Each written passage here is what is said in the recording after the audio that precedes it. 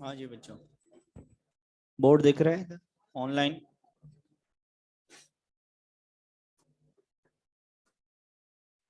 Okay, ठीक है।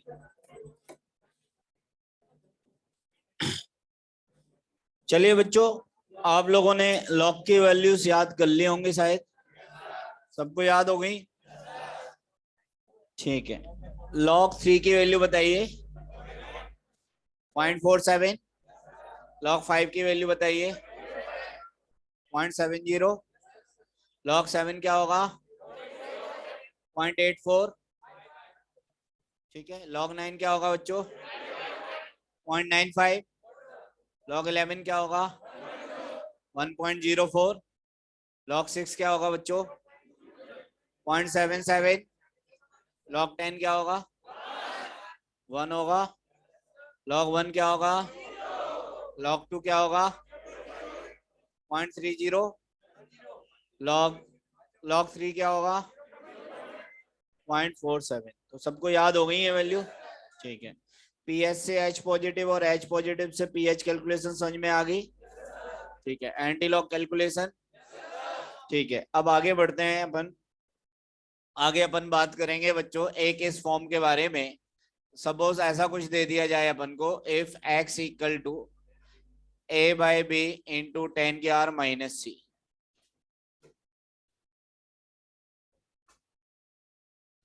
और अपन को x की जगह एच पॉजिटिव आयन भी लिख सकते हो, कुछ भी लिख सकते हो। सपोज एच पॉजिटिव आयन अपन को ये दे रखा है A by B into 10⁻⁻c and we have to calculate pH. क्या कैलकुलेट करना है अपन को? पीएच। बच्चों इसका डायरेक्ट तरीका होगा, अगर इस फॉर्म में कुछ दे रखा है और अपन को पीएच कैलकुलेशन करनी है A by B into 10⁻⁻c, तो आप डायरेक्टली जो पावर में नेगेटिव में उसे पॉजिटिव में आगे लिखेंगे, प्लस डिनोमिनेटर का पॉजिटिव लॉग माइनस न्यूमरेटर का negative log, C plus log B minus log A. इस तरीके से आप डायरेक्टली पीएच कैलकुलेट कर सकते हैं। ये आता कैसे है वो मैं समझाने जा रहा हूं, आपको बस यही याद रखना। जो पावर में नेगेटिव में उसे पॉजिटिव में आगे लिखेंगे, प्लस डिनोमिनेटर का पॉजिटिव लॉग माइनस न्यूमरेटर का नेगेटिव लॉग। ठीक है, पी एच निकाल रहे हैं अपन लोग। पी का मतलब क्या होता है बच्चों? Minus log. कल अपन लोग बात कर चुके हैं, P means negative log. Negative log जिसके बारे में बात हो रही है एच पॉजिटिव आयन की कंसंट्रेशन, हाँ या ना? क्या एच पॉजिटिव आयन गिवन है मुझे? एच पॉजिटिव आयन दे दिया इसने minus log a by B into 10⁻⁻c। अब मैं इसको सॉल्व कर रहा हूं, ए बाई बी इंटू 10⁻⁻c को। ध्यान देना ये माइनस साइन तो अपन लोगों ने बाहर निकाल रखा है। अब ये प्रॉपर्टी बन चुकी है बच्चों लॉग एम इंटू एन की। कौन सी property? Log M into N क्या होता है? Log M plus log n. So we can write it as log a by b plus log 10 की r माइनस। लिख सकते हैं ऐसा, log 10 की r माइनस लिख दिया बनने। अब log m अपॉन n वो प्रॉपर्टी यूज कर सकते हैं। log m अपॉन n को अब क्या लिख सकते हैं? log m minus, so we can write it as log a minus log b। ठीक है, log m के पावर माइनस n क्या लिखा जा सकता है? Minus n log m। log 10 तो क्या आ जाएगा बच्चों? 1। log 10 की वैल्यू 1 लिख सकते हैं अपन। ठीक है, log 10 को 1 लिखा जा सकता है, तो यहाँ पे अभी फिलहाल तो मैं log 10 ही लिख देता हूँ। अब अपन इस माइनस साइन को अंदर ले जाएं, माइनस माइनस क्या बन जाएगा? प्लस सी। log 10 क्या हो जाएगा? 1। ठीक है बच्चों, माइनस माइनस log b लिख सकता हूं, C plus log b minus, आप देख सकते हो वापस आप उसी फॉर्मूले पे पहुंच चुके हो, C plus log B minus log A. वो आता किस तरीके से? प्रॉपर्टीज को यूज करते हुए। ठीक है, तो सी प्लस लॉग बी। इसका एक एग्जांपल देख लेते हैं, सिंपल है।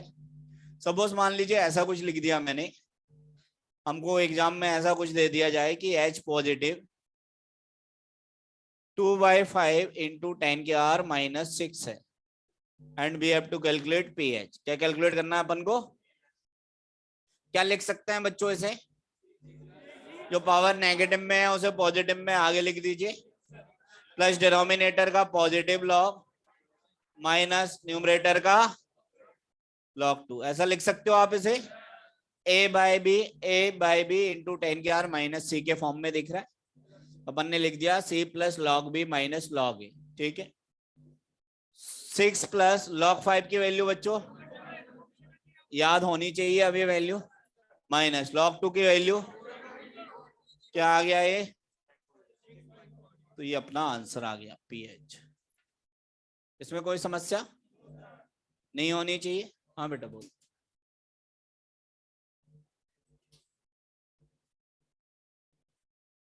हाँ बेटा माइनस सी log 10 1 होता है, ठीक है। अब ये माइनस और ये माइनस जोड़ेगा तो क्या हो जाएगा, ये प्लस सी log 10 की जगह सी इंटू 1 क्या हो गया, सी हो गया। तो पहले मैंने पॉजिटिव वालों को लिख रखा है, फिर बाद में नेगेटिव वालों, ठीक है। ये आ गया बच्चों समझ में। कर लोगे एग्जांपल्स, तो ये नोट कर लीजिए आप, कुछ एग्जांपल्स आप लोग ट्राई कर लीजिए। हाँ बेटा बोल।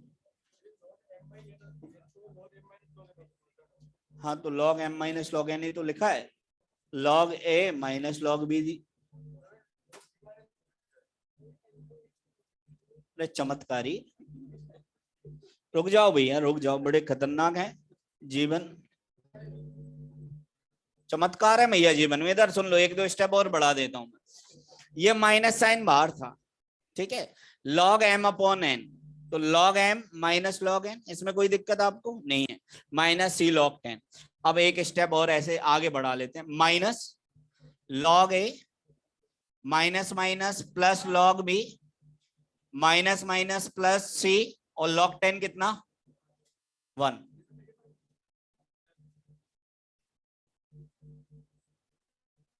ऊपर क्या ये और वो अलग लिखा है क्या,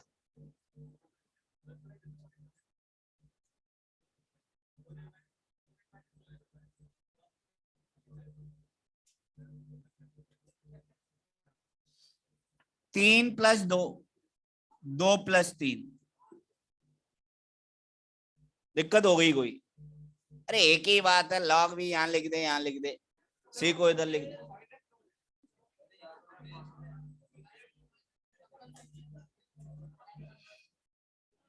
ये वाला माइनस अंदर मल्टीप्लाई कर दिया बच्चे, बाहर ले रखा अपन ने केवल इसमें लगाया log m अपॉन n, इसको भूल जा अभी, इस माइनस को log a minus log b।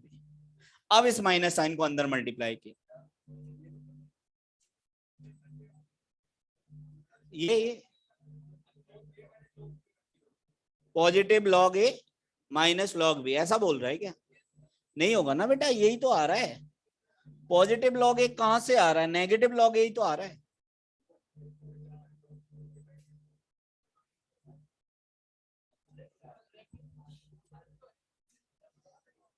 तो अब अपन ने क्या काम किया, इसको ऐसा लिख रखा है बच्चे मैंने, इसे c प्लस प्लस वाले मैं एक साथ लिख रहा हूं, c प्लस log b, और ये log a नेगेटिव में।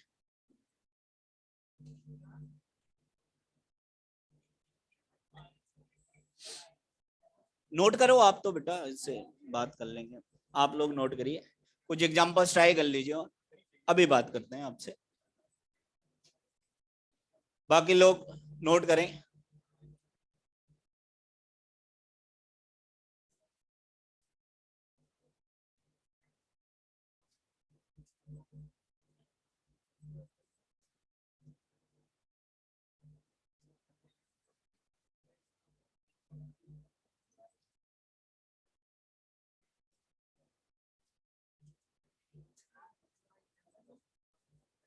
अभी आ रहे हैं, अभी आ रहे हैं।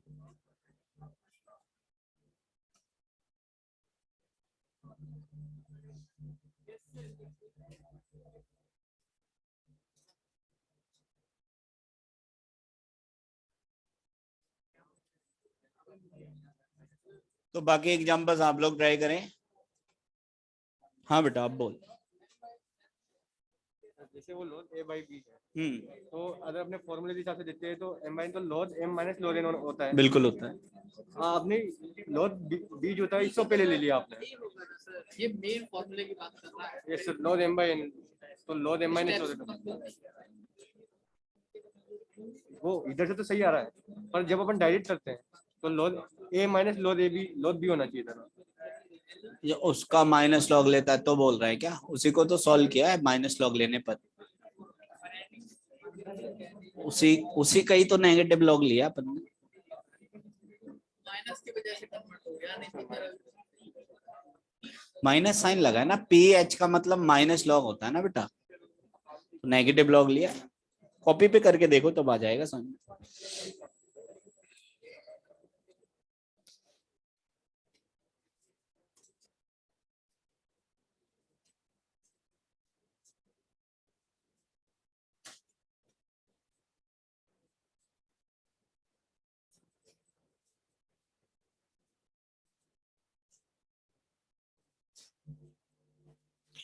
ये एग्जांपल्स ट्राई करिए आप लोग।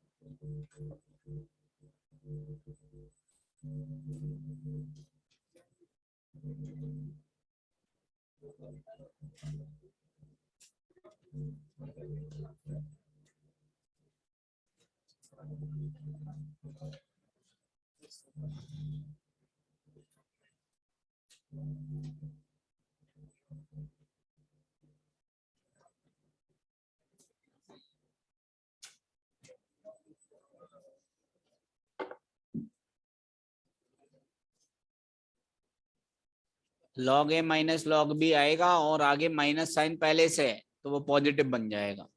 नेगेटिव लॉग लेते हैं ना पी में।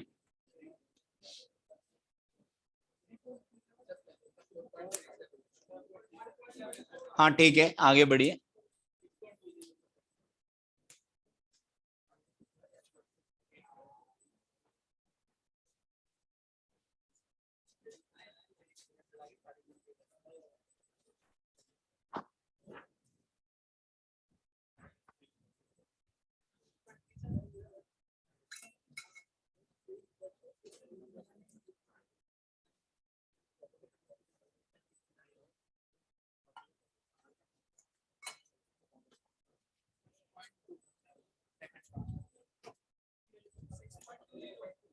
ठीक है, आगे बढ़िए।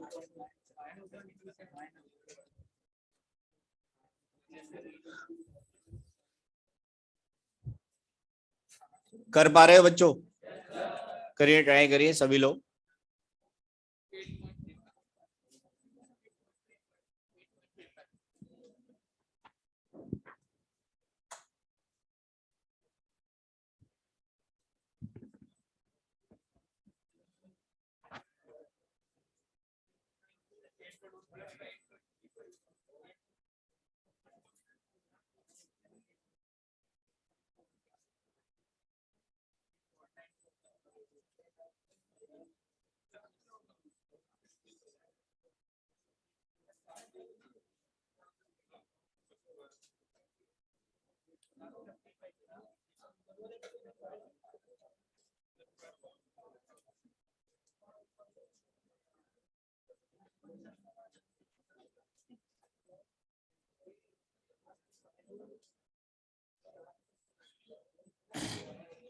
चलिए बच्चों करते हैं इसे सॉल्व, आप लोग चेक कर लीजिए। तो पावर में नेगेटिव में उसे पॉजिटिव में आगे लिखा जाता है, प्लस डिनोमिनेटर का पॉजिटिव लॉग माइनस न्यूमरेटर का नेगेटिव लॉग।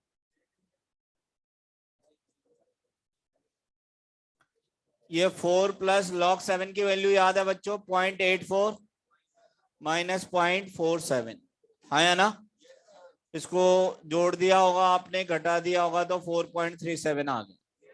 आ रहा है ऐसा आंसर? ठीक है, नेक्स्ट देख लेते हैं बच्चों। 6 plus log 8 minus log 5, value substitute कर देते हैं। 6 प्लस लॉग 8 की वैल्यू 0.9 माइनस 0.7 ले लेते हैं। This will be 6.20। ये आ गया होगा बच्चों आंसर, ठीक है। नेक्स्ट बात कर लेते हैं, 8 plus log 9 minus log 4। Log 9 की वैल्यू बच्चों 0.95, लॉग 4 की वैल्यू 0.60। 95 प्लस 60 8.35 आ रहे होंगे ऐसे आंसर्स। तो ये आंसर सिंपल इस तरीके से। तो a by B into 10⁻⁻c के फॉर्म में अगर हमको कुछ दे रखा है तो हम डायरेक्टली सिंपली इस तरीके से इसको कैलकुलेट कर सकते हैं।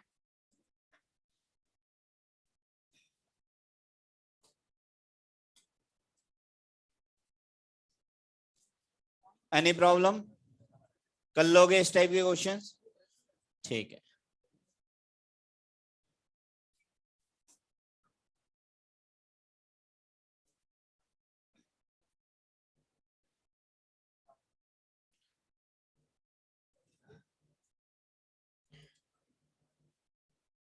अब बच्चों अपन आगे बढ़ रहे हैं। आगे आपको डेफिनेशन लिखनी है इसके जस्ट बाद में इलेक्ट्रोलाइट की।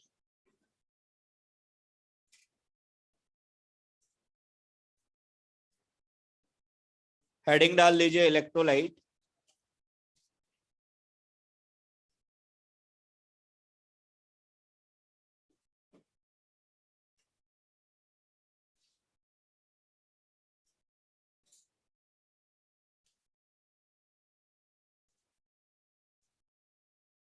लिखिए डेफिनेशन इलेक्ट्रोलाइट की।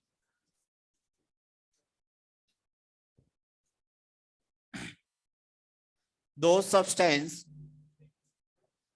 those substance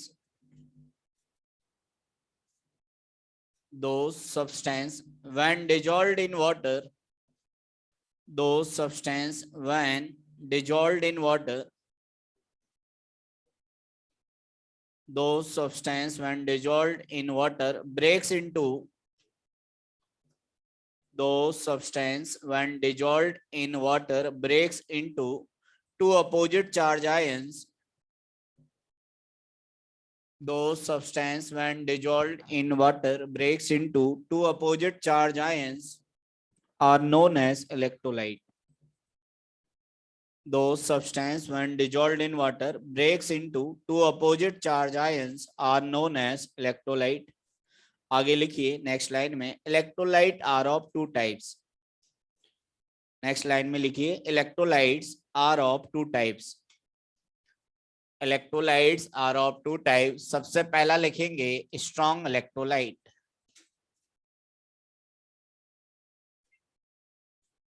electrolytes are of two type. इसमें फर्स्ट लिखेंगे आप strong electrolyte. Electrolytes are of two type. इसमें फर्स्ट लिखेंगे आप स्ट्रॉन्ग इलेक्ट्रोलाइट। Strong electrolytes. ठीक है, लिखिए बच्चों इसकी definition.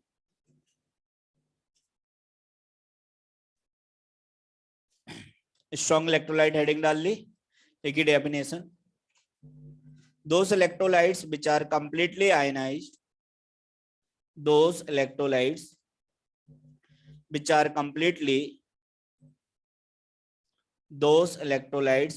completely ionized in aqueous solution, those electrolytes which are completely ionized in aqueous solution are known as those electrolytes which are completely ionized in aqueous solution are known as strong electrolyte.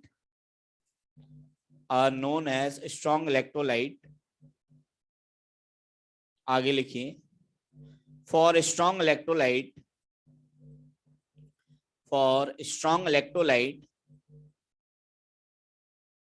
degree of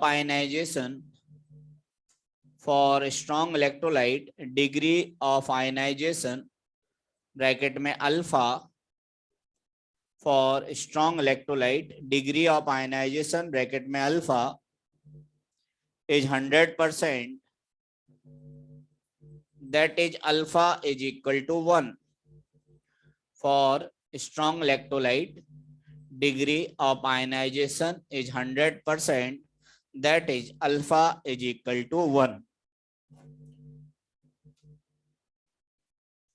क्या लिखवाया मैंने? Those electrolyte which are completely ionized in aqueous solution are known as strong electrolyte. For strong electrolyte degree of ionization is 100%, that is alpha is equal to 1. ये लिखा होगा आप लोगों ने। बच्चों देखिए इलेक्ट्रोलाइट क्या होता है? ऐसा कोई भी सब्सटेंस जिसको अगर आप पानी में डाल दें तो वो दो अपोजिट आयंस में सेपरेट हो जाए। सपोज मान लीजिए मैंने HCl को पानी में डाल दिया। किसको? HCl को पानी में डाल दिया, वो H पॉजिटिव और Cl नेगेटिव आयन में टूट जाएगा। इसका मतलब वो एक इलेक्ट्रोलाइट की तरह काम कर रहा है। किसकी तरह काम कर रहा है?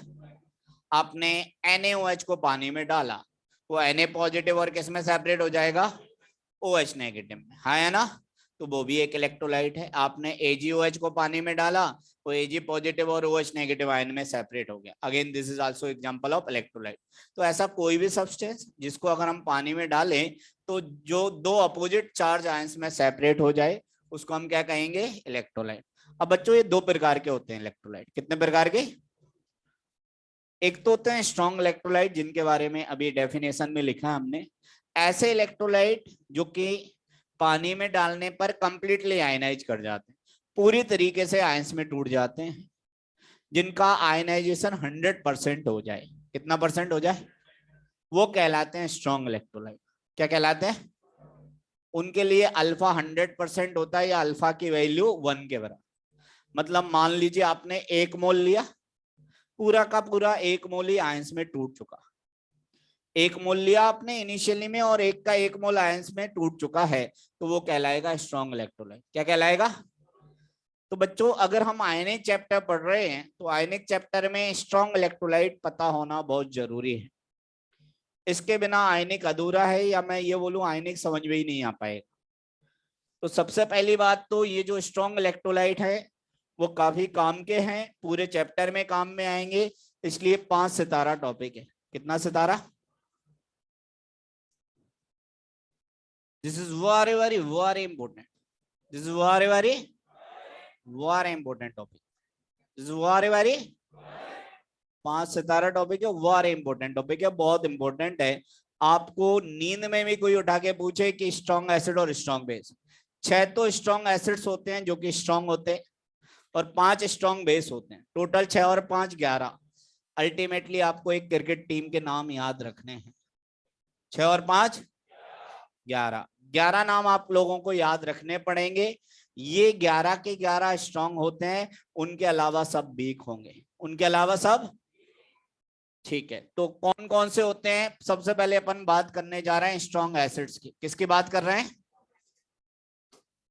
स्ट्रॉन्ग एसिड्स की बात करें तो HCl, HNO3, H2SO4, HClO4, HBr और HI।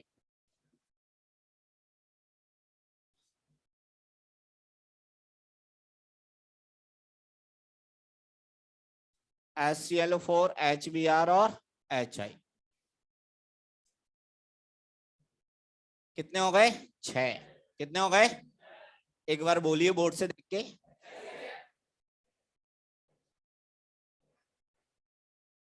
Once more.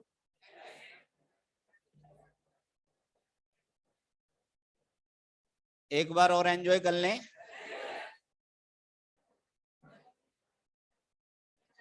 Once more enjoy करिए। HCl, HNO3, H2SO4, HClO4, HBr और HI। ये 6 एसिड्स ऐसे हैं जो कंप्लीटली आयनाइज कर जाएंगे एक्वस सॉल्यूशन। 5 बेस होते हैं बच्चों। कितने होते हैं? कौन कौन से वो मैं लिख रहा हूं। NaOH, KOH, RbOH, caesium hydroxide और barium hydroxide. NaOH, KOH, RbOH, caesium hydroxide और ये 5 बेस भी स्ट्रॉन्ग होते हैं। बोलिए एक बार बोर्ड से।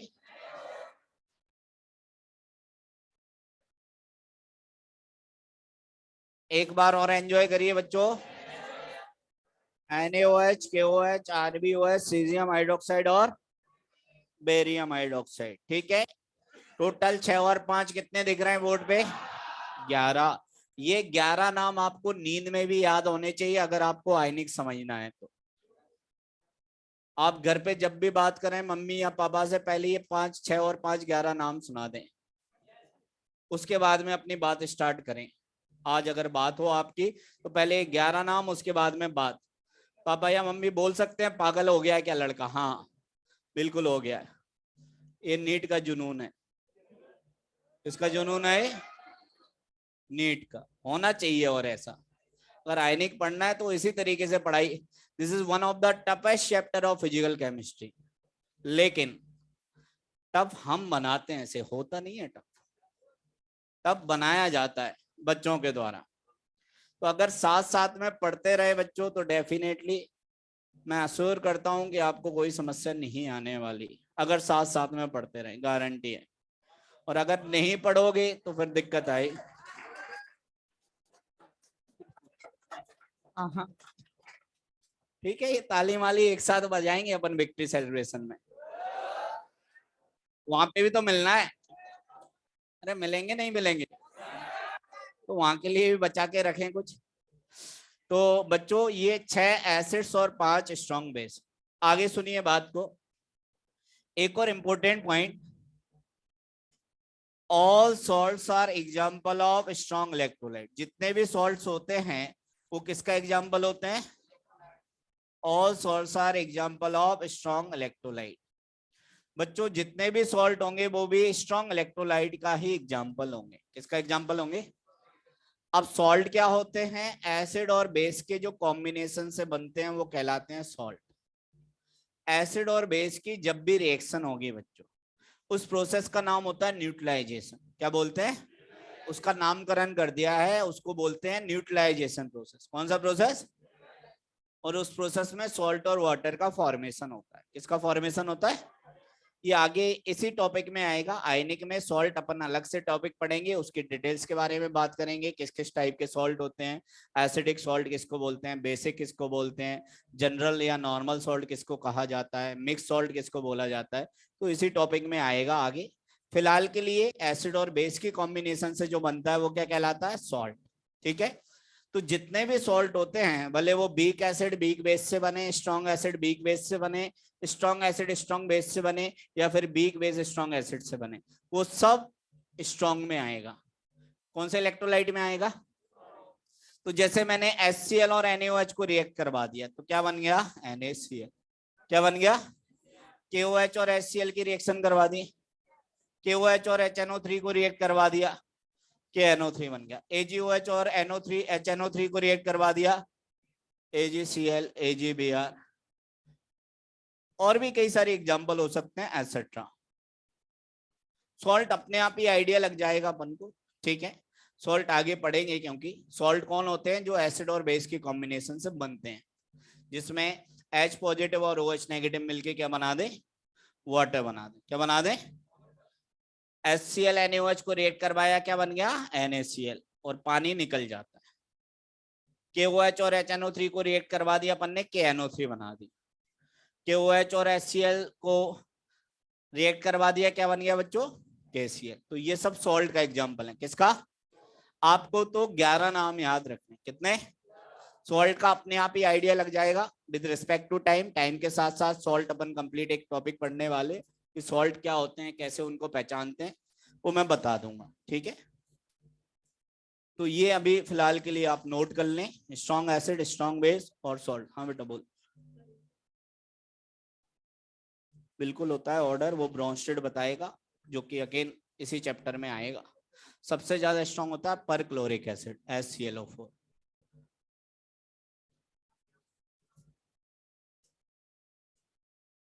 जनरल ऑर्डर में अभी हम वो बात नहीं कर रहे हैं, अभी तो ये सभी स्ट्रॉन्ग है, और इन्हें साहब ये बोलते हैं कि ये सभी स्ट्रॉन्ग है, पूरे के पूरे आयनाइज कर जाएंगे 100%।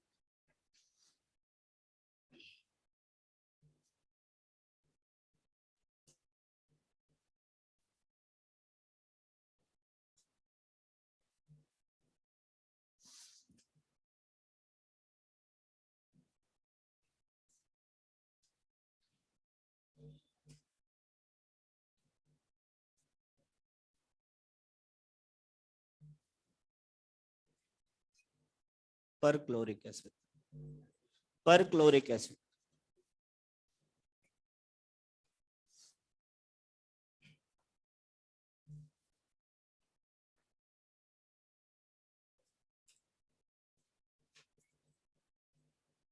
पर क्लोरिक एसिड है ये तो।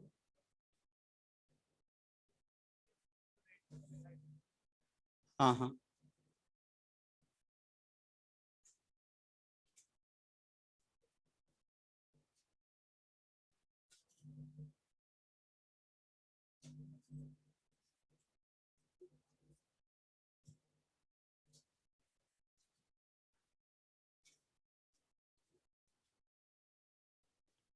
तो 6 एसिड्स 5 बेस अपन को याद रखने हैं बच्चों।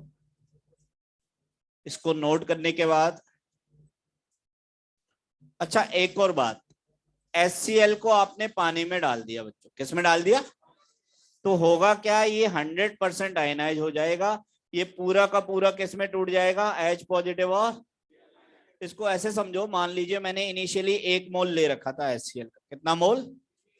1 मोल लिया था। ये नहीं होगा, इनिशियली में आयंस नहीं होंगे।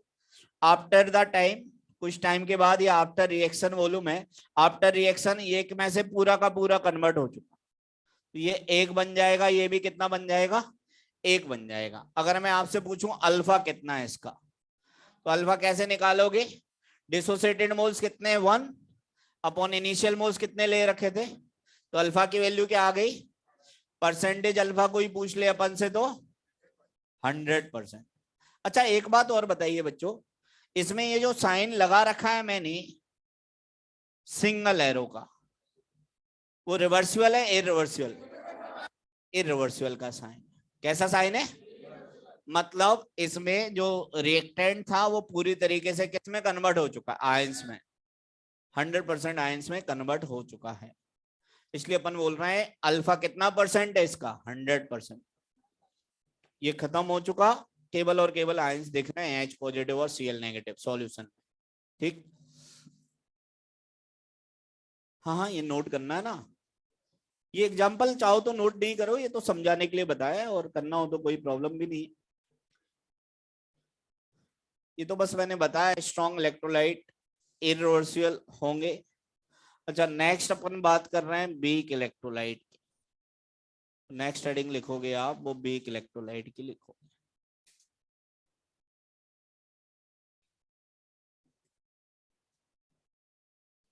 हंड्रेड परसेंट बच्चे 1 मोल लिया था, पूरा का पूरा 1 मोल प्रोडक्ट में कन्वर्ट हो चुका, तो अल्फा कैसे निकालता था? Dissociated moles by initial moles. Dissociated 1 है, इनिशियल भी 1 था, 1/1 आ गया। Percentage 100% ionization.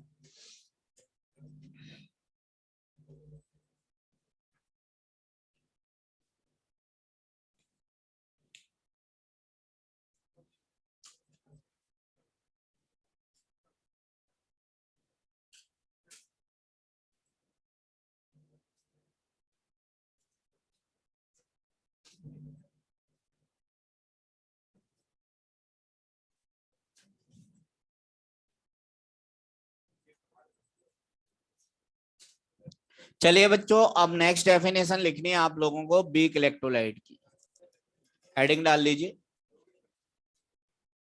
Weak electrolyte.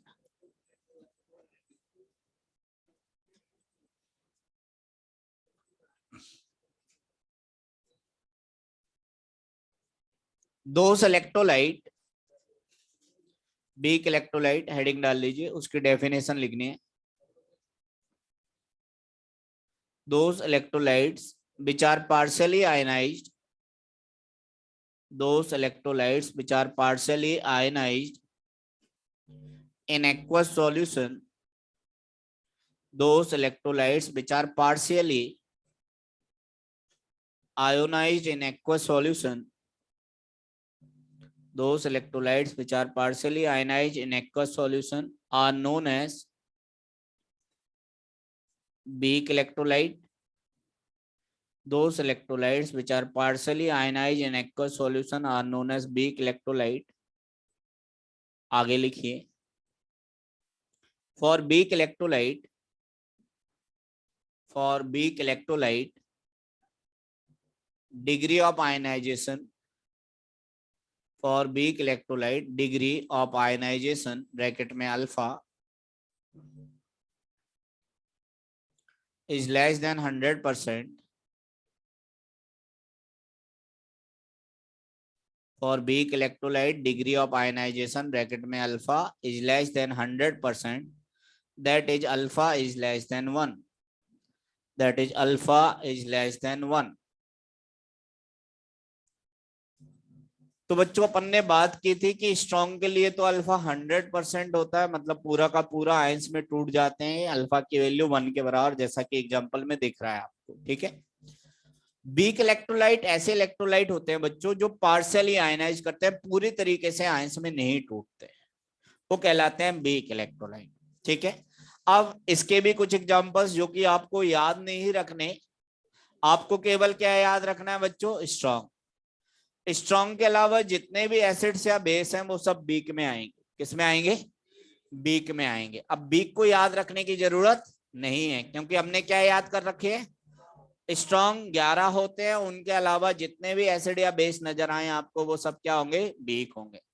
अब मैं बात करूं वीक एसिड की, तो HCN सुन रखा है, hydrogen cyanide, formic acid, acetic acid, carbonic acid, phosphoric acid, carbonic acid,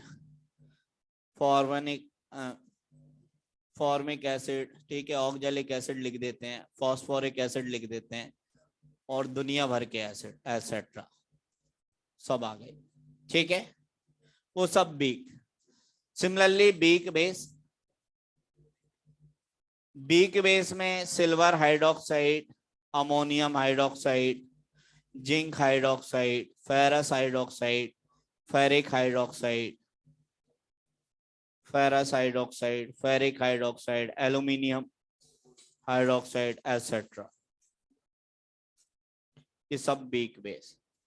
हमको फिर से बोल रहा हूं, याद केवल स्ट्रॉन्ग को ही रखना है, उनके अलावा जितने भी एसिड या बेस होंगे वो सब वीक होंगे, वो सब वीक का एग्जाम्पल होंगे। ठीक है, अब बच्चों ध्यान दीजिए, HCN है, क्या ये वीक एसिड है? जी हाँ बिल्कुल है। स्ट्रॉन्ग तो केवल 6 है, उनके अलावा सब वीक। इसको मैंने पानी में डाला क्योंकि ये इलेक्ट्रोलाइट है, अपोजिट आयंस में सेपरेट होगा, ये टूटा H पॉजिटिव और Cn नेगेटिव आयन। अब हुआ क्या, ये पार्शियली आयनाइज होगा। कैसे आयनाइज होगा? अब ध्यान दीजिए, मैंने यहाँ पे बना रखा है डबल एरो। कौन सा एरो? Double arrow. मान लीजिए डबल एरो क्यों बनाया, उसका रीजन समझिए। इनिशियली में आपने 100 मोल ले रखे थे इसके। कितने मोल? HCN के। इनिशियली में आयंस तो प्रेजेंट होंगे नहीं। जब इक्विलिब्रियम एस्टेब्लिश हुआ, डबल एरो आपने केमिकल में पढ़ा होगा, this is sine of equilibrium. किसका साइन है? एज वेल एज रिवर्सिबल का भी यही साइन। किसका साइन है? रिवर्सिबल रिएक्शन का। तो 100 में से इक्विलिब्रियम कंडीशन पे सपोज 100 में से 1 मोल प्रोडक्ट में आयंस में कन्वर्ट हुआ। कितना मोल? ये 1 बना और ये भी 1 बना। 100 माइनस एक्स, एक्स और एक्स की वैल्यू 1 एज्यूम कर रखी है अपन। अल्फा निकालूं मैं, अल्फा डिसोसिएटेड मोल्स कितने बाय इनिशियल मोल्स कितने? अल्फा कैसे निकालते थे? डिसोसिएटेड मोल्स अपॉन इनिशियल मोल। 1/100 मतलब अल्फा की वैल्यू क्या है? परसेंटेज अल्फा कितना आ गया? 1%। कितना परसेंट? 100 से मल्टीप्लाई कर दिया। अगर आप लोग ध्यान दें बच्चों, जो वीक इलेक्ट्रोलाइट, जो स्ट्रॉन्ग इलेक्ट्रोलाइट थे वो तो कंप्लीटली आयनाइज कर रहे थे। कौन सा एरो लगा रखा था? सिंगल एरो, इरिवर्सिबल का साइन। कैसा साइन है? वीक में कौन सा साइन दिख रहा है?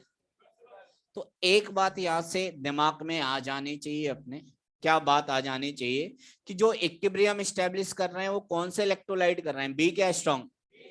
वीक इलेक्ट्रोलाइट, क्योंकि वो पार्शियली आयनाइज हो रहे हैं। पार्शियली आयनाइज होने का मतलब उस टाइम पे मॉलिक्यूल भी प्रेजेंट है, साथ में उसके आयंस भी प्रेजेंट है। तो ऐसी कंडीशन, जिस कंडीशन में मॉलिक्यूल और उसके आयंस के बीच में एक इक्विलिब्रियम एस्टेब्लिश हो जाता है, that is known as ionic equilibrium. दूसरी बात, आयनिक इक्विलिब्रियम केवल और केवल वीक इलेक्ट्रोलाइट के केस में ही एस्टेब्लिश होगा। किस केस में? क्योंकि वीक इलेक्ट्रोलाइट पार्शियली आयनाइज कर रहे हैं, पूरी तरीके से आयंस में नहीं टूट रहे। आप देख रहे हो कि 100 मोल लिए थे आपने, 100 मोल में से केवल 1 मोल ही प्रोडक्ट में कन्वर्ट हो पाया आयंस में, बाकी 99 मॉलिक्यूल के फॉर्म में है। तो ऐसा केस, जिस केस में मॉलिक्यूल और उसके आयंस के बीच में इक्विलिब्रियम एस्टेब्लिश हो जाए, वो कहलाता है आयनिक इक्विलिब्रियम। कौन सा इक्विलिब्रियम? आप देख भी सकते हो, आयंस और मॉलिक्यूल के बीच में क्या एस्टेब्लिश हो चुका है। तो एक और बात यहां से अपन को मालूम चल गई कि भैया आयनिक इक्विलिब्रियम केवल और केवल वीक इलेक्ट्रोलाइट के केस में ही एस्टेब्लिश होगा। किस केस में? स्ट्रॉन्ग इलेक्ट्रोलाइट तो क्योंकि पूरा का पूरा क्या हो चुका है? आयनाइज, कंप्लीटली आयनाइज हो चुका है। वीक पार्शियली आयनाइज हुआ है, इसलिए उस केस में क्या एस्टेब्लिश हो जाएगा? इक्विलिब्रियम एस्टेब्लिश हो जाएगा, वो रिवर्सिबल होगा नेचर में। तो ये एग्जांपल नोट कर लीजिए आप।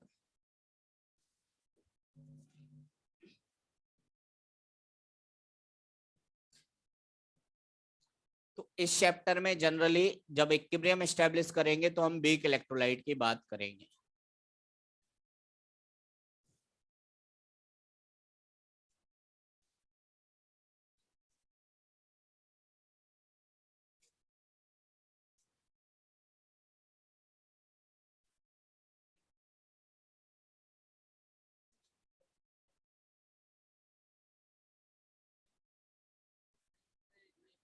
इतना ही होता है आयनिक के अकॉर्डिंग।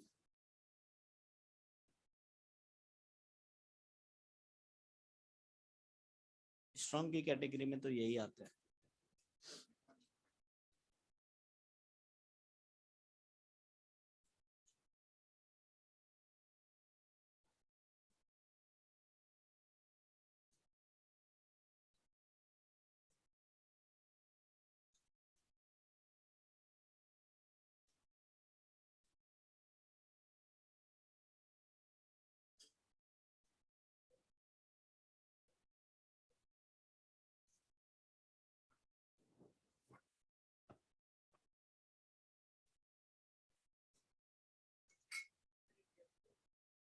लिख लो चाहो तो, नहीं लिखना तो भी कोई जरूरी नहीं है, समझाया मैंने बस।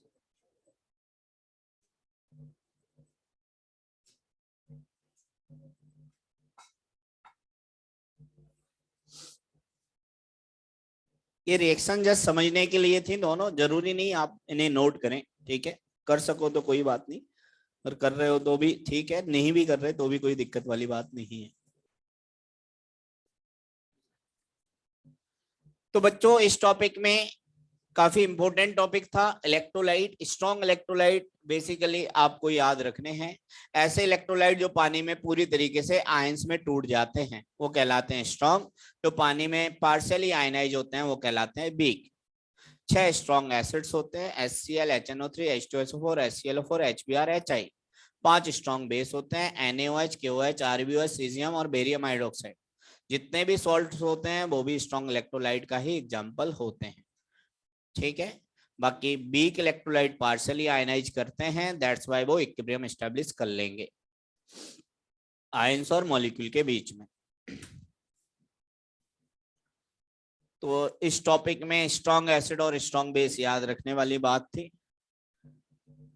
बाकी स्ट्रॉन्ग कंप्लीटली आयनाइज कर जाएंगे, वीक पार्शियली आयनाइज करेंगे।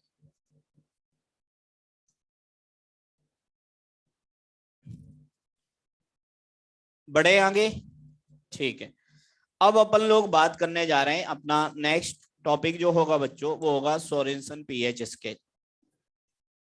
सो our next heading will be Sorensen pH scale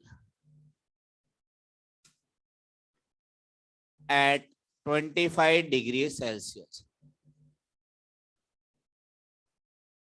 temperature again important है। सोरेनसन ने जो भी बातें की थी वो 25 डिग्री सेल्सियस टेम्परेचर पर ही की थी। कितने टेम्परेचर पे? सोरेनसन ने ये जो स्केल दिया बच्चों, इसका सिग्निफिकेंस या इसका यूज क्या है? It is use to determine, it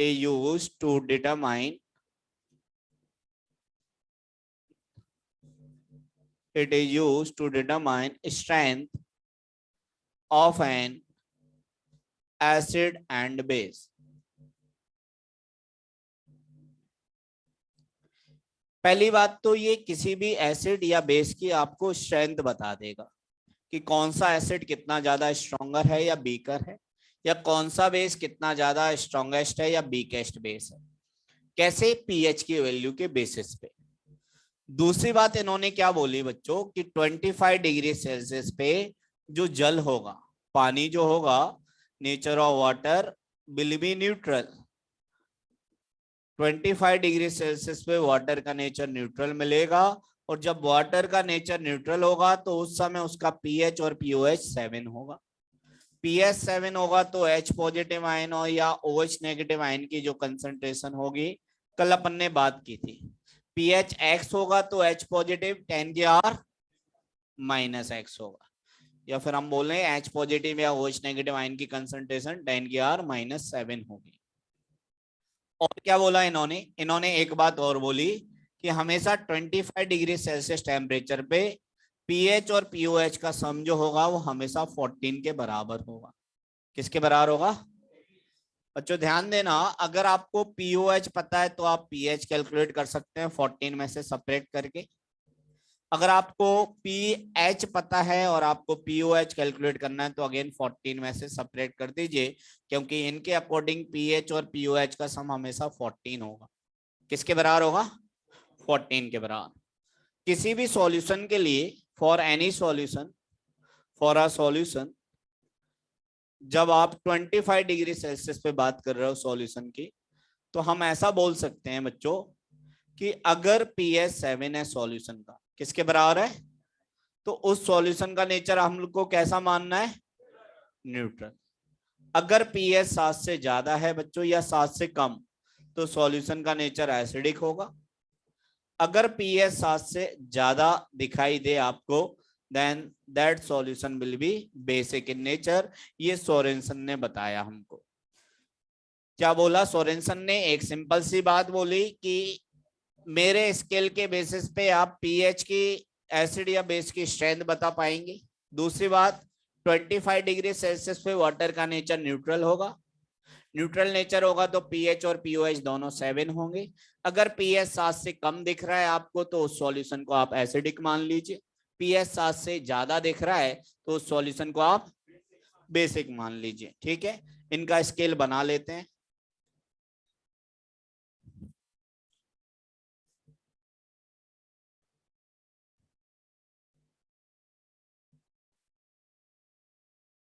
ये हम लिख रहे हैं बच्चों वैल्यूज ऑफ पीएच। पीएच की वैल्यू लिख देते हैं 0, 7, 14। 0 to 14 तक पीएच की वैल्यू लिख देते हैं।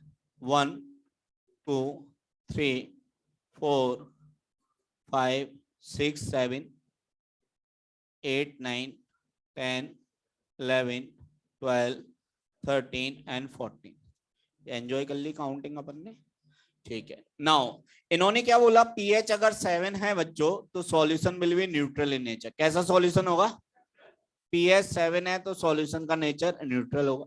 अब ध्यान से सुनना, जैसे जैसे हम पीएच को 7 से कम करते जा रहे हैं, मतलब मैं इधर आ रहा हूं लेफ्ट हैंड साइड में, तो एसिडिक कैरेक्टर और we can say acidic nature बढ़ता जाएगा। कैसा नेचर बढ़ता जाएगा? जैसे जैसे हम 0 को अप्रोच कर रहे हैं एसिडिक नेचर बढ़ता जा रहा है, और जैसे जैसे आप 14 को अप्रोच कर रहे हो बेसिक नेचर बढ़ता जाता है। कौन सा नेचर? हाँ जी, मतलब ये हुआ बच्चों कहने का कि अगर आपसे कोई पूछ ले कि आप इधर जा रहे हो तो एसिडिक स्ट्रेंथ बढ़ रही है, एसिडिक नेचर बढ़ रहा है, तो सबसे ज्यादा स्ट्रॉन्गेस्ट एसिड जो होगा वो किस रेंज में दिखाई देगा आपको?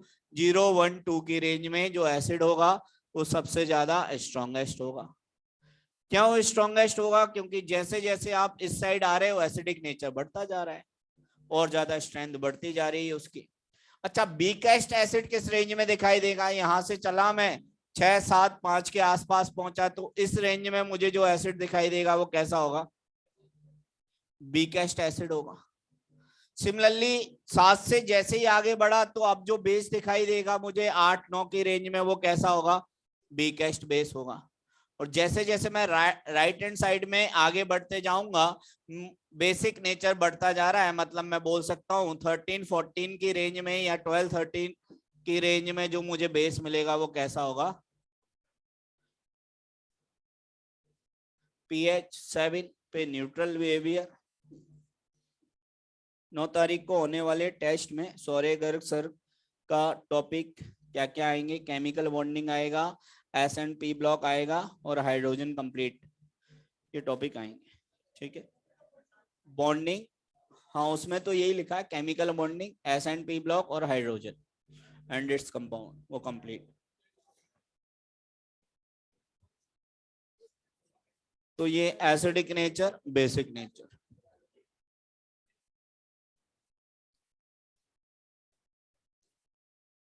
पीएच अगर 7 होगा तो solution will be neutral in nature. PH 7 पे सॉल्यूशन का नेचर कैसा होगा? पीएच अगर 1 है तो H पॉजिटिव 10 की R -1 होगा। पीएच 7 है तो H पॉजिटिव 10 की R -7 होगा। पीएच 14 है तो H पॉजिटिव 10 की R। कल अपन ने एक बात पढ़ी थी कि जैसे जैसे पीएच बढ़ता जाएगा H positive ion inversely proportional होता है, हाँ या ना? कम होता जाएगा। आप देख भी सकते हो पीएच 1 तो H पॉजिटिव 10 की R -1, पीएच 2 तो H पॉजिटिव 10 की R -2, कम होता जा रहा है H पॉजिटिव, हाँ या ना? अब इसमें टाइम पास क्वेश्चन बन सकता है। यहां से कैसे करते हैं टाइम पास थोड़ा सा? अगर value of pH is less than equal to 8, question में ऐसा बोल रखा है बच्चों, if value of pH is less than equal to 8 then a nature of solution will be। Suppose मैंने एक क्वेश्चन लिख दिया और ऑप्शंस बना दिए। फर्स्ट ऑप्शन एसिडिक बना दिया, सेकंड बेसिक बना दिया, थर्ड न्यूट्रल बना दिया और फोर्थ ऑप्शन मैंने ऑल बोल दिया। तो आपको जो भी आपके विचार हैं वो अपने विचार आप सोचिए, विचार करिए, उसके बाद में आपको हाथ ऊपर करना है जो भी ऑप्शन आपको लगता है, आपको वोटिंग करनी है कुल मिला के। तो सोच लिया सबने? ठीक है, पहला ऑप्शन बच्चों, raise your hands. First option, हाँ उठा सकते हो हाथ, कोई दिक्कत नहीं। अगर आपको लगता है, आपके विचार हैं तो raise your hands.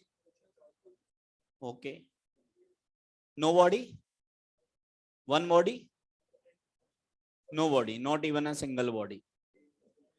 Okay bodies, कोई नहीं मानता, गरीब था बेचारा, किसी ने साथ नहीं दिया। चलिए सेकेंड ऑप्शन बेसिक, काफी बॉडीज मानती हैं कि बेसिक नेचर आएगा, अच्छी बात है bodies. Third option how many bodies, कुछ बॉडीज न्यूट्रल को भी सपोर्ट कर रही हैं, अच्छी बात। Fourth option how many bodies, maximum bodies मानती है कि फोर्थ ऑप्शन होगा। हाँ जी बच्चों, अगर ये बात समझ में आ जाए तो आंसर बिल्कुल समझ में आ जाएगा। दिस इज लेस देन, ये किसका साइन है बच्चों? कई लोगों की जिंदगी निकल जाती है इस साइन को समझने में, मुझे समझ में नहीं आता कि कैसे जिंदगी निकालते हैं। मतलब आज तक उनके ये साइन ही समझ में नहीं आ पाता और उनका पूरा नीट वगैरह सब दे लेते हैं एग्जाम वगैरह, फिर भी सोचते हैं ये लेस देन ग्रेटर देन आज तक समझ में नहीं आया। बच्चों ये लेस देन का साइन है और ये इक्वल का साइन है। तो कहने का मतलब क्वेश्चन ये बोल रहा है कि पीएच की वैल्यू 8 या उससे कम कुछ भी हो सकती है। 8 या उससे कम मतलब 0 से 8 तक सोरेनसन के अकॉर्डिंग, हाँ या ना? तो एक बात बताइए, इस क्वेश्चन के अकॉर्डिंग पीएच की वैल्यू 0 से 8 तक है, तो 0 से 6 तक कैसा सॉल्यूशन का नेचर कैसा होगा? एसिडिक। पीएच अगर 7 से कम है तो सोरेनसन ने क्या बताया था? सॉल्यूशन का नेचर एसिडिक है। पीएच 7 है तो कैसा नेचर है? न्यूट्रल नेचर है। और पीएच अगर 8 है तो कैसा नेचर है? बेसिक नेचर है। तो definitely answer will be all of this. तो ज्यादातर लोगों का सही था। एक और इसी तरीके का मिलता जुलता question, time pass once again. A value of pOH is less than equal to 6 then nature, just take your time and उसके बाद में आपको जवाब देना है। ऑप्शन अगेन सेम ही है बच्चों, एसिडिक, बेसिक, न्यूट्रल या all.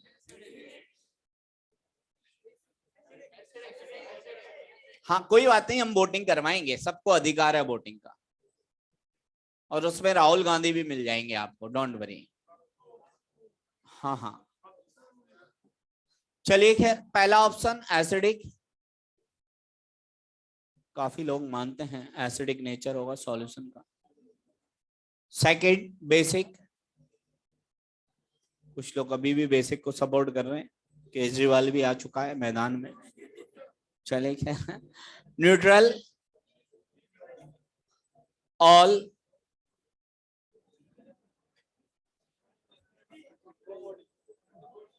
Not even a single body. कुछ बॉडीज का मन तो कर रहा है, फिर मन को शांत कर लिया उन्होंने कि यार मैं अकेला कैसे आ जाता हूं ऐसे पोजीशन। अब बच्चों सुनो, सिंपल सा क्वेश्चन है, होने को तो। If value of pOH is less than equal to 6, एक बात बताओ, सोरेनसन ने जो स्केल दिया वो कौन सा स्केल दिया बच्चों? सोरेनसन ने जो स्केल दिया वो पीएच। अगर आप लोग बोर्ड पे ध्यान दें तो सोरेनसन ने पीएच के बेसिस पे ही बताया कि सॉल्यूशन एसिडिक होगा, बेसिक होगा या न्यूट्रल हो। ठीक है, किसके बेसिस पे बता रहा था सोरेनसन? क्योंकि सोरेनसन ने जो स्केल दिया था वो भी कौन सा स्केल दिया था? PH scale. तो उन्होंने पीएच के बेसिस पे ही बताया कि कोई सॉल्यूशन एसिडिक होगा, बेसिक होगा या न्यूट्रल होगा। अब इसके अकॉर्डिंग बच्चों, इस क्वेश्चन के according pOH less than equal to 6 है, मतलब पीओएच की वैल्यू 0 या 6 से कम, 6 के बराबर या उससे कम, तो 0 से 6 तक। क्या पीओएच के बेसिस पे नेचर बताया जा सकता है? जी नहीं, नहीं बताया जा सकता। नेचर बताया जाता है हमेशा पीएच की वैल्यू के बेसिस पे, क्योंकि सोरेनसन ने जो स्केल दिया वो तो। लेकिन मैं पीओएच की मदद से पीएच जरूर निकाल सकता हूं। किस में से घटाता जाऊं? अब अपन पीएच की वैल्यू निकाल सकते हैं। ये अगर 0 है तो ये कितना होगा? 14 होगा, क्योंकि पीएच और पीओएच का सम 14 होना चाहिए। ये 13 होगा, ये 12 होगा, ये 11 होगा, ये 10 होगा, ये 9 होगा, ये 8 होगा। बैकवर्ड काउंटिंग एंजॉय कर ले। 14 में से घटा दिया, हाँ है ना? इसका मतलब मेरे पास जो पीएच की वैल्यू है बच्चों वो 8 से लेके कहां तक है? 14 तक। 8 टू, इसका मतलब pH is greater than 7। PH 7 से ज्यादा है तो सॉल्यूशन का नेचर कैसा आएगा? So answer will be basic. तो इस टाइप के टाइम पास क्वेश्चन यहाँ से पूछे जा सकते हैं। बस टाइम पास करना आना चाहिए, कई लोग इसमें भी निपट जाते हैं, तो ये नोट कर लीजिए।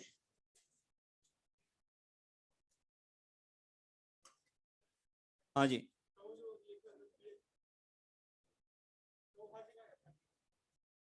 हाँ 25 डिग्री सेल्सियस तो हर जगह एप्लीकेबल। बच्चों टेम्परेचर अगर क्वेश्चन में मेंशन नहीं है तो बाय डिफॉल्ट हम 25 डिग्री सेल्सियस टेम्परेचर ही मानते हैं। ठीक है, अगर कुछ भी मेंशन नहीं है तो कर दिया तो ये चेंज होगा, पीएच स्केल शिफ्ट हो जाएगा फिर, जो कि आगे आएगा अपने सिलेबस में। अफेक्ट ऑफ टेम्परेचर, टेम्परेचर का क्या अफेक्ट पड़ता है वो अपन पढ़ेंगे। न्यूट्रल पॉइंट शिफ्ट हो जाएगा वाटर का। 7 नहीं होगा फिर।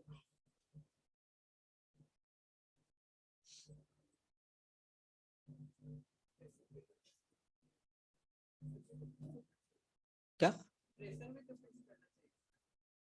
नहीं नहीं, कोई भी मतलब जनरली तो प्रेशर तो 1 एटमॉस्फेयर होते ही है। रिएक्शन थोड़ी करवा रहे हो आप कोई, आप तो सॉल्यूशन का नेचर बता रहे हो ना। तो सॉल्यूशन का नेचर एक डेफिनेट टेम्परेचर पे डिसाइड होगा। अब टेम्परेचर वाली कंडीशन फिक्स करनी पड़ेगी। अगर कोई रिएक्शन करवाते तो उस केस में टेम्परेचर प्रेशर फिक्स करते हैं अपन। कोई पर्टिकुलर रिएक्शन करवाते हो ना, उसका टेम्परेचर प्रेशर फिक्स करवाते हैं। सॉल्यूशन का नेचर डिसाइड कर रहे हो तो उसके लिए तो टेम्परेचर फिक्स कर दो, नेचर बता दो।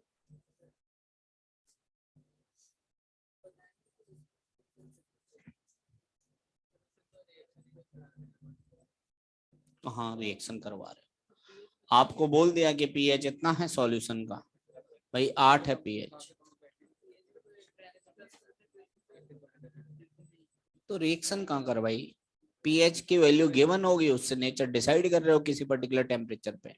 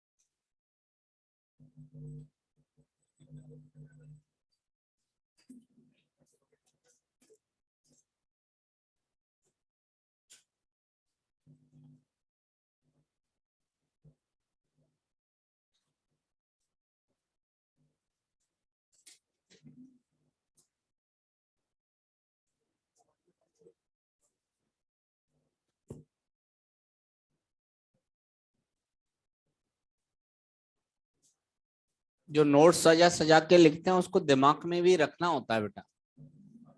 हाँ मतलब नोट्स बना लो डेफिनेटली, कोई दिक्कत नहीं, लेकिन घर पे जाके पढ़ा करो उसे, दिमाग में भी सजाना है।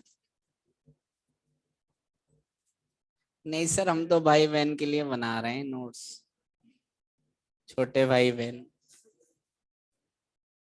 हाँ। सब काम फ्यूचर प्लानिंग के हिसाब से चल रहा है। हाँ देखो, और फ्यूचर मतलब चमत्कारी।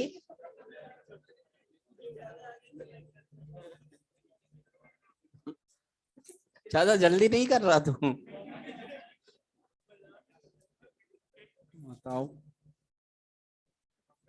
पहले तो डॉक्टर बन जा बेटा, वो ज्यादा जरूरी है। हाँ ये भी हो सकता है।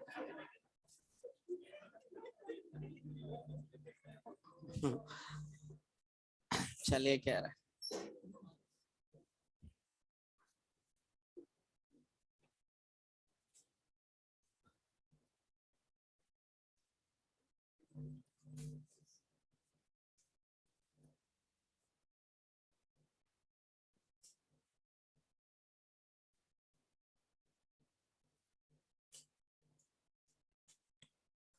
तो सोरेनसन स्केल बहुत सिंपल सा स्केल है। स्ट्रेंथ बताता है एसिड और बेस की। इसके अकॉर्डिंग पीएच और पीओएच का सम 14 के बराबर। पीएच 7 है तो न्यूट्रल सॉल्यूशन होता है। पीएच 7 से कम तो एसिडिक नेचर होता है, और पीएच 7 से ज्यादा तो बेसिक नेचर होता है। बस इतनी सी बात की थी सोरेनसन ने।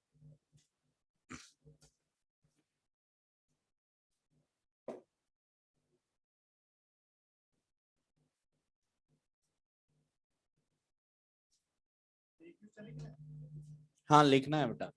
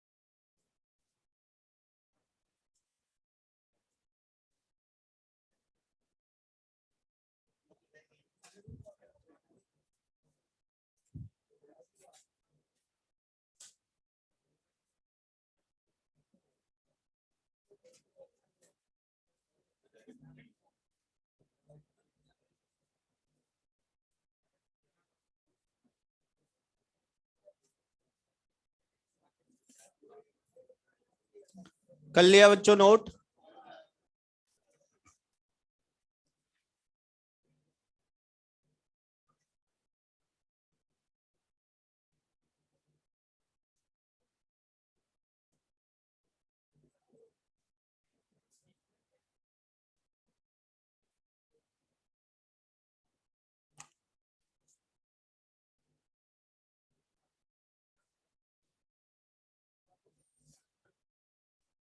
इसको नोट करने के बाद बच्चों जो नेक्स्ट हेडिंग लिखनी है आपको वो ऑसवाल्ड डाइल्यूशन लॉ लिखनी है।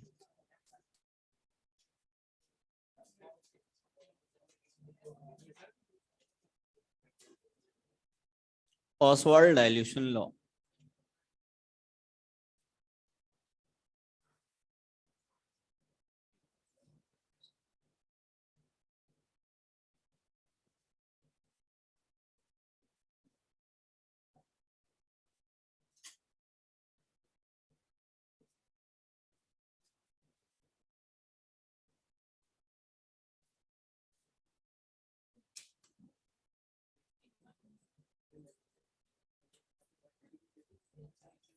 हेडिंग डाल लीजिए ऑसवाल्ड डाइल्यूशन लॉ, उसका स्टेटमेंट लिखवा रहा हूं मैं।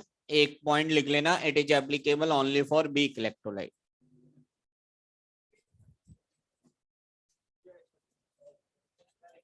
OSTWALDS Oswald dilution law. एक बार और लिख देता हूं मैं, OSTWALDS Oswald dilution law.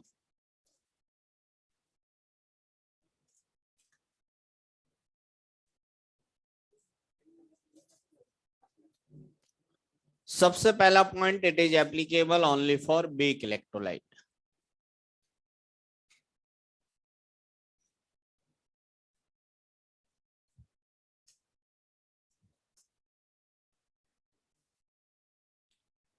It is applicable only for weak electrolyte. ठीक है, लिखिए अब इसका स्टेटमेंट लिखिए।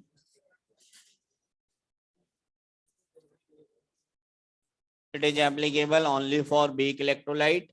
नाउ आपको इसका स्टेटमेंट लिखना है। इट स्टेट्स दैट, हाँ हाँ,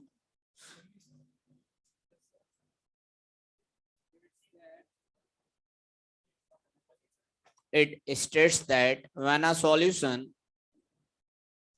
it states that when a solution of weak electrolyte, it states that when a solution of weak electrolyte is diluted,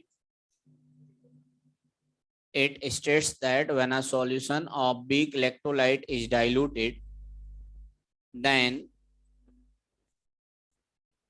its degree of ionization,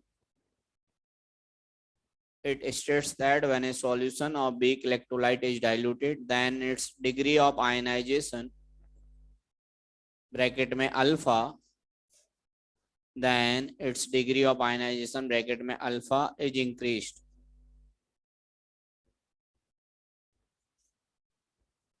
It states that when a solution of weak electrolyte is diluted, then its degree of ionization, bracket में alpha, is increased. बच्चों इन्होंने एक simple सी बात बोली Oswald ने कि जब किसी वीक इलेक्ट्रोलाइट को डाइल्यूट किया जाता है, वीक इलेक्ट्रोलाइट के सॉल्यूशन को, थोड़ी देर पहले अपन ने वीक इलेक्ट्रोलाइट के बारे में बात की थी। क्या होते हैं बच्चों वीक इलेक्ट्रोलाइट? जो कि पार्शियली आयनाइज होते हैं, पूरी तरीके से आयंस में नहीं टूट पाते, वो कहलाते हैं वीक इलेक्ट्रोलाइट। अब किसी वीक इलेक्ट्रोलाइट के सॉल्यूशन को अगर हम डाइल्यूट करते हैं, डाइल्यूट करने का मतलब क्या समझते हो आप लोग? पानी मिलाना। जैसे सब्जी में कभी कभी मम्मी से नमक ज्यादा पड़ जाता है तो वो पानी मिला देती हैं, कंसंट्रेशन कम कर देते हैं, डाइल्यूट कर दिया उन्होंने। क्या कर दिया? सॉल्ट की कंसंट्रेशन को कम कर दिया। डाइल्यूट करना मतलब वॉल्यूम बढ़ाना, वाटर ऐड करना, हाँ या ना? पहले मान लो 1 लीटर पानी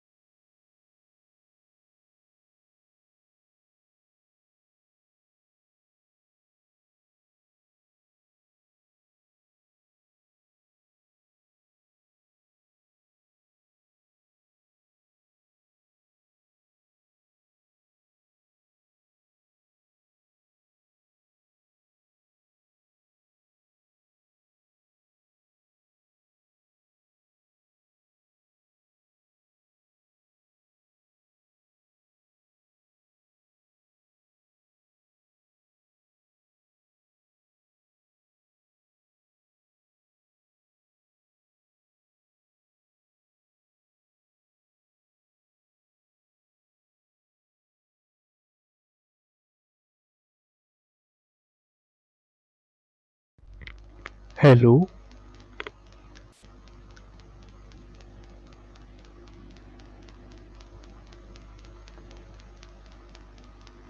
हेलो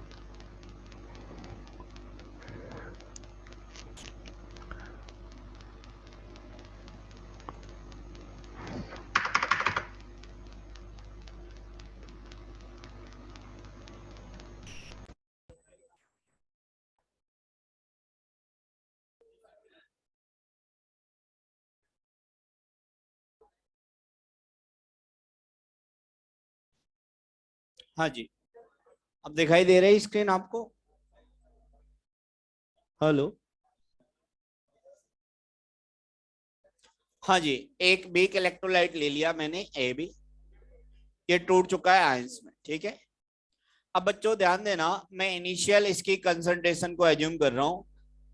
इनिशियल कंसंट्रेशन मान लीजिए ए बी की सी है, क्या है ये सन्नाटा, और ये भी इनिशियल में आयंस प्रेजेंट नहीं होते हैं। जब इक्विलिब्रियम एस्टेब्लिश होगा बच्चों, at equilibrium what we can say C में से एक्स मोल डिसोसिएट होगा अकॉर्डिंग टू स्टोइचियोमेट्री। ये 1 है, ये 1 है, स्टोइचियोमेट्री ये एक्स बनेगा, और ये भी। आप लोगों ने पढ़ रखा होगा अल्फा को। अल्फा क्या होता है? Dissociated moles upon initial moles. Dissociate कितने हुए? इनिशियली कितने लिए? तो यहां से बच्चों एक्स की वैल्यू क्या आ गई? सी इंटू, लिख सकते हो, क्रॉस मल्टीप्लाई कर दिया, x will be C into alpha. तो यहां से मैं क्या काम कर रहा हूं इक्विलिब्रियम पे, इसको लिख रहा हूं सी माइनस सी अल्फा, ये एक्स की जगह सी अल्फा और सी अल्फा, ठीक है। अब एक एरेनियस नाम के साइंटिस्ट थे, उन्होंने क्या बोला कि अगर कोई वीक इलेक्ट्रोलाइट है वो इक्विलिब्रियम एस्टेब्लिश कर रहा है, जैसा कि देख रहे हो आप, उसके लिए आप कांस्टेंट डिफाइन कर सकते हो। क्या डिफाइन कर सकते हो? कांस्टेंट। तो जैसे केमिकल इक्विलिब्रियम में के सी लिखते थे, वैसे यहाँ पे भी कांस्टेंट लिख सकते हैं के। क्योंकि ये आयंस में टूट रहा है, इसलिए इस कांस्टेंट का नाम अब आयनाइजेशन कांस्टेंट होगा। क्या होगा? वहां पे इक्विलिब्रियम कांस्टेंट बोलते थे, इसको क्या बोल रहे हैं? या इसको डिसोसिएशन कांस्टेंट भी बोल दिया जाता है, क्योंकि ये भी डिसोसिएट भी हो रहा है, ऐसा भी बोल सकते हैं, ठीक है, एक ही बात है।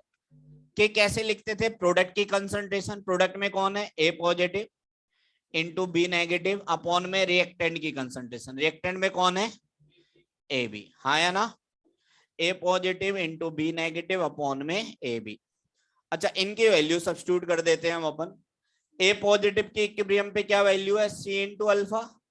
बी नेगेटिव की क्या वैल्यू है बच्चों? सी इंटू अल्फा। यहां से सी कॉमन ले लूं अगर मैं, तो क्या आ जाएगा? 1 माइनस सी से सी निपट जाएगा, ठीक है। जस्ट टेक इट इजी, यहाँ पे सी इंटू अल्फा क्या बचेगा? अपॉन। अब आपने पढ़ा होगा कहीं ना कहीं कि अगर अल्फा की वैल्यू एक के कंपैरिजन में बहुत कम है, तो 1 माइनस अल्फा किसके बराबर हो जाता है? 1 के बराबर। अरे एक में से बहुत छोटी वैल्यू घटा दो, मान लो लेट अस अज्यूम अल्फा की वैल्यू 0.001 है। कितनी है? तो 1 में से 0.001 को सब्ट्रैक्ट कर दो, तो कितना आ जाएगा? ये 0.999। क्या इसको 1 नहीं बोल सकते क्या?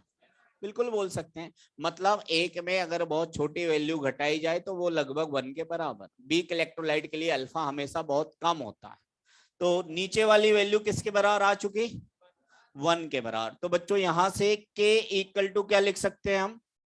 सी अल्फा, क्योंकि ये किसके बराबर हो चुका बच्चों? 1 के बराबर। क्यों हुआ? क्योंकि अल्फा बहुत छोटा होता है, वीक इलेक्ट्रोलाइट के लिए बहुत कम होता है डिग्री ऑफ आयनाइजेशन। तो सी अल्फा स्क्वायर, तो अल्फा स्क्वायर बराबर क्या आ गया? के बाय। तो अल्फा बराबर क्या लिख सकते हो बच्चों आप? रूट ऑफ के बाय। अगर मैं आप लोगों से ये पूछूं कि अल्फा और कंसंट्रेशन में क्या रिलेशन आएगा? अल्फा विल बी, ये तो कांस्टेंट है, इसको भूल जाओ, alpha will be inversely proportional to root of concentration, हाँ या ना बच्चों? अच्छा, कंसंट्रेशन मतलब मोलरिटी, कंसंट्रेशन मतलब कोई भी concentration term, it may be molarity, it may be normality. आपने कंसंट्रेशन टर्म पढ़ रखी है, मोलरिटी पढ़ रखी है। कितने सॉल्यूट के मोल्स प्रेजेंट हैं 1 लीटर सॉल्यूशन में? मोल कंसेप्ट नहीं बताया? पढ़े हैं। कितने सॉल्यूट प्रेजेंट हैं 1 लीटर सॉल्यूशन में, वो उसकी मोलरिटी को बताता है, हाँ या ना? तो वो एक कंसंट्रेशन टर्म ही होता है। तो बच्चों कंसंट्रेशन मतलब मोलरिटी अगर मैं बात करूं तो कंसंट्रेशन का फॉर्मूला होता है मोल डिवाइडेड बाय वॉल्यूम। क्या होता है? जैसे मोलरिटी का भी यही फॉर्मूला है, number of moles of solute पर लीटर ऑफ सॉल्यूशन। हाँ या ना? कंसंट्रेशन और वॉल्यूम में क्या रिलेशन दिख रहा है? इनवर्स। हाँ या ना? यहां से कंसंट्रेशन और वॉल्यूम में इनवर्स रिलेशन। अगर मैं आप लोगों से ये पूछूं कि बच्चों मुझे अल्फा और वी को रिलेट करना है, अल्फा और वॉल्यूम को रिलेट करना है, तो कैसा रिलेशन आ जाएगा? Alpha will be directly proportional to, लिख सकता हूं क्योंकि कंसंट्रेशन के रूट के इनवर्सली प्रोपोर्शनल था अल्फा, और कंसंट्रेशन वॉल्यूम एक दूसरे के इनवर्सली प्रोपोर्शनल, इसलिए अल्फा और वॉल्यूम एक दूसरे के डायरेक्टली। ये सब चीजें इन्होंने यहां से बोली थी जो मैंने पहली लाइन में आपको समझा दिया था कि जैसे जैसे आप पानी मिलाते जाएंगे सॉल्यूशन को डाइल्यूट करते जाएंगे, क्या करते जाएंगे? तो अल्फा भी बढ़ता जाएगा, अल्फा भी। तो यहां से ये प्रूफ भी हो जाता है कि जैसे जैसे आप भी बढ़ाते जाएंगे अल्फा भी। ये रिलेशन इन्होंने निकाल दिया था, ऑसवाल्ड ने इस बात को इस तरीके से समझाया था कि जैसे जैसे सॉल्यूशन का वॉल्यूम बढ़ता जाएगा मतलब आप पानी मिलाते जाएंगे, क्या बढ़ता जाएगा? अल्फा। अगर मैं इसे इनफाइनाइटली डाइल्यूट कर दूं तो क्या हो जाएगा? एट इनफाइनाइट डाइल्यूशन मतलब जो वॉल्यूम है वो बहुत ज्यादा है, तो वॉल्यूम अगर इनफाइनाइट ले ले तो क्या हो जाएगा? ये हो जाएगा कि वीक इलेक्ट्रोलाइट जो है वो कंप्लीटली क्या कर जाएगा? आयनाइज। तो अल्फा की वैल्यू, तो weak electrolyte will behave as strong electrolyte at infinite dilution. Kunal Priyadarshi, weak electrolyte will behave as strong electrolyte. तो बच्चों इसको नोट कर लीजिए।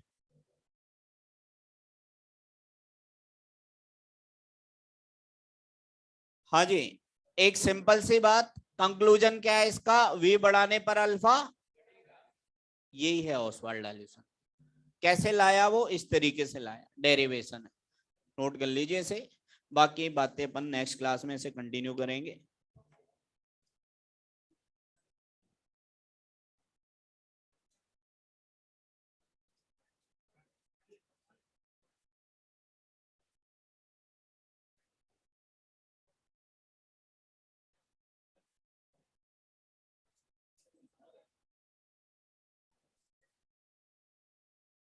बच्चों अब दिख रहा है आपको क्लियरली?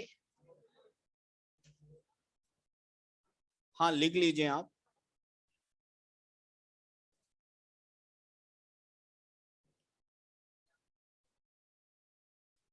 नोट कर लीजिए सभी लोग। तो ऑसवाल्ड का कंक्लूजन ये निकला कि वॉल्यूम बढ़ाने पर अल्फा बढ़ जाता है। अगर आप इनफाइनाइटली डाइल्यूट कर दें सॉल्यूशन को तो वीक इलेक्ट्रोलाइट स्ट्रॉन्ग की तरह वेव करने लगता है।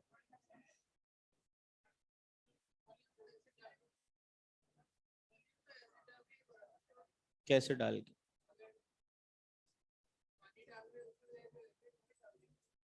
क्या डाल दें? आपको तो वॉल्यूम बढ़ाना है, अगर सॉल्यूशन का वॉल्यूम बढ़ा दिया तो अल्फा बढ़ जाएगा, ये बोला था ऑसवाल्ड। चमत्कारी। डाइल्यूट कर रहे हैं, डाइल्यूट कंसंट्रेशन को कम कर रहे हैं। वॉल्यूम बढ़ाने का मतलब ही डाइल्यूट करना होता है। कंसंट्रेशन और वॉल्यूम एक दूसरे के क्या होते हैं? तो फिर वॉल्यूम बढ़ाएगा तभी तो कंसंट्रेशन कम होगी, सॉल्यूट का अमाउंट तभी तो कम होगा। ऐसे कम हो जाएगा एसिड मिलाता जाएगा तो। फिर डाइल्यूट करने का मतलब कंसंट्रेशन को कम कर रहा है, सॉल्यूट का अमाउंट कम कर रहा है सॉल्यूशन में।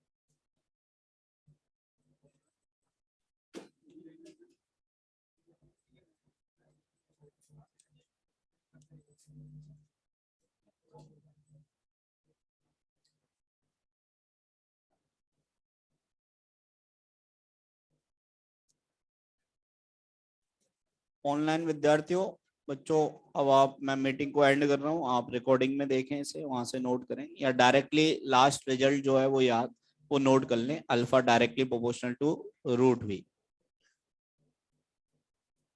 ठीक है, तो बाकी अपन नेक्स्ट क्लास में इसे कंटिन्यू करेंगे, टाइम हो चुका है क्योंकि।